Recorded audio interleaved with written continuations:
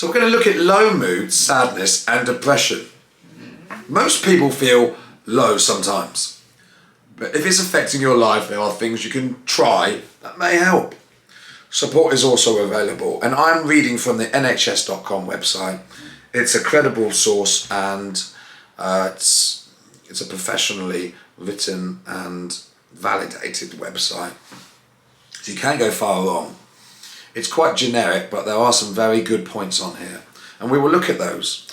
So, symptoms of a low mood. And are we talking of depression or just feeling down in the dumps? It's the time of year at the minute, winter, and it's we're lacking sunshine, aren't we? And sometimes that can help us feel a bit better. So, symptoms of a low mood. Symptoms of a general low mood may include feeling sad, anxious or panicky, more tired than usual, or being unable to sleep. That's me at the minute, I don't know why. Angry or frustrated, low on confidence or self-esteem. And confidence and self-esteem are two different things. And I've talked about those, and I will carry on talking about those in different videos. A low mood often gets better after a few days or weeks. It's usually possible to improve a low mood by making small changes in your life. For example, resolving something that's bothering you or getting more sleep. Unless you can't sleep. Symptoms of depression. If you have a low mood for at least 2 weeks or more, it could be a sign of depression. Other symptoms of depression may include not getting any enjoyment out of life, feeling hopeless, not being able to concentrate on everyday things, having suicidal thoughts or thoughts about harming yourself. If you're not sure, again, try the mood assessment course. Go to the nhs.com. It's on there. It's very easy to find. Just in the help type mood self-assessment, and it will come up, and you can go through and click on various answers to questions, and it's really, really helpful. This site's getting a bit deep here because it's now starting to go on about the Samaritans, but let's look at this. 6 ways to feel happier. How to be happier. I think we have to make positive steps in the right direction to increase our happiness levels. So try our 6 tips to help you be happier, more in control and able to cope better with life's ups and downs. And even if one of these tips, only one of the tips is any good, it's still better than nothing, isn't it? If you have a lot of stress in your life, find ways to reduce it, such as learning a few time management techniques. So the day-to-day that we're in is hectic. Whether you work or don't work, your time's consumed. You've got children or pressures or things going on.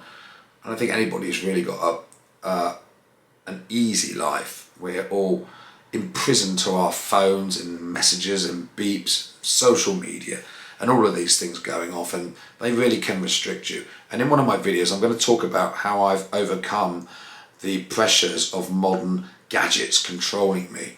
And it wasn't particularly easy to do, but it has given me some form of solace, a bit more peace in my life. And I will share that with you. Introduce regular exercise and time to yourself. These are positive changes. Taking control of your time in this way can effectively reduce stress. If you have feelings of anxiety with your stress, breathing techniques can help. So there's breathing exercises you can do. They're all over the internet. Enjoy yourself. This is the next tip. Doing things that you enjoy is good for your emotional well-being. Simple activities like watching sports with a friend, having a soak in the bath, or meeting up with friends for coffee can all improve your day. Doing something you're good at, such as cooking or dancing, is a good way to enjoy yourself and have a sense of achievement. Try to avoid things that seem enjoyable at the time but make you feel worse afterwards, such as drinking too much alcohol or eating junk food. Well, we're all guilty to an extent of doing those things. Boost your self-esteem. Self-esteem is the way you feel about yourself. The best way to improve your self-esteem is to treat yourself as you treat a valued friend, in a positive but honest way.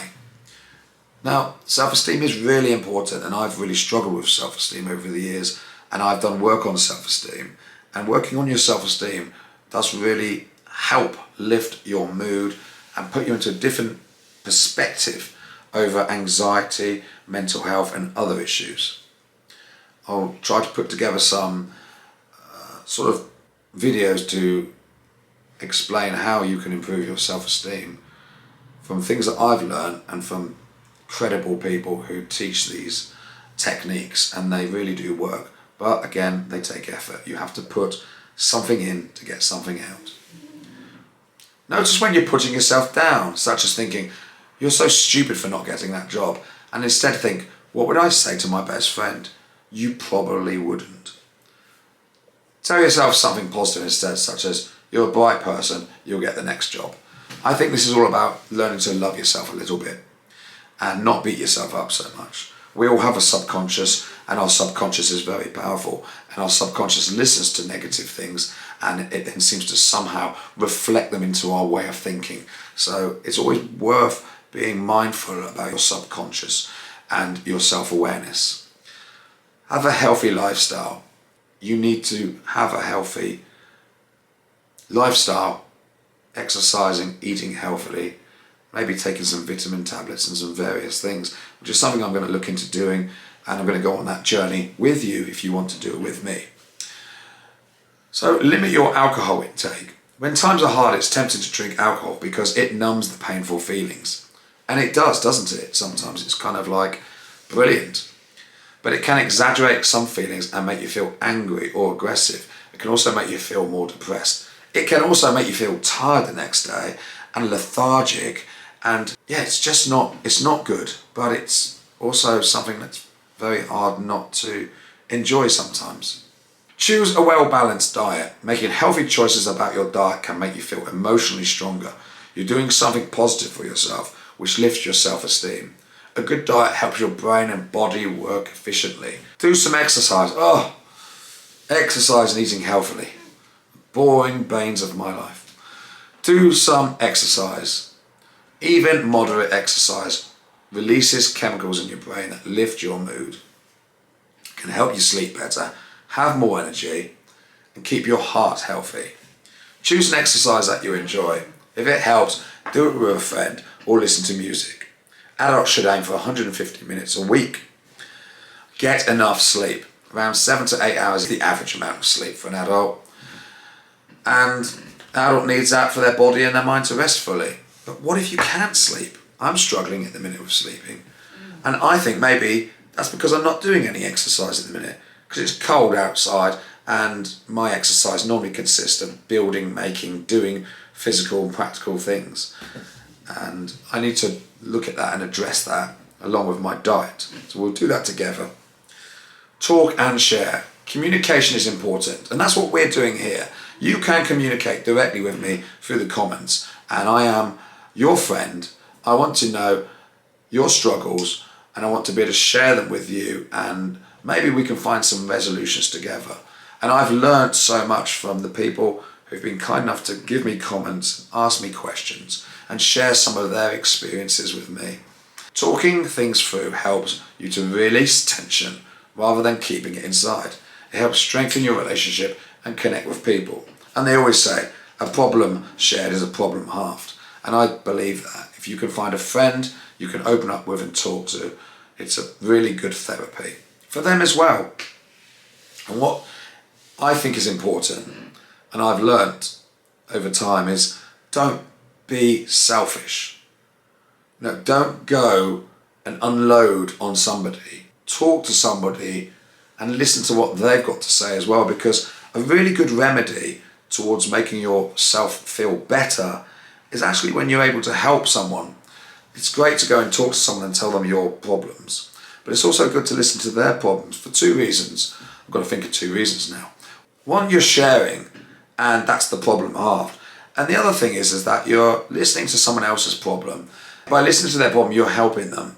And also by listening to their problem, you're actually realising that you're not so hard off, because there's other people, and quite often I've listened to other people's problems and thought, they're much worse than my problems.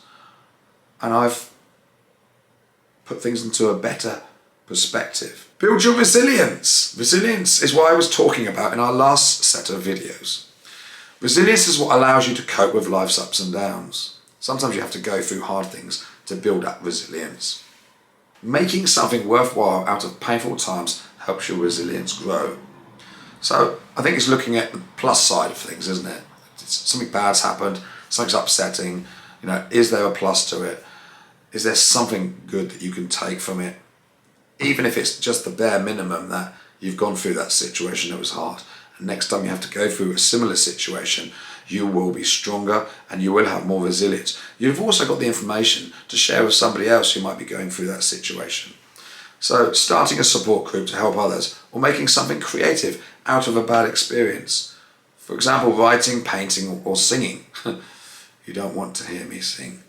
Can help you express pain. Yeah, because when I'm singing, it does sound quite painful, and get through hard times. So there's so much more on this website that you can actually look at and go through.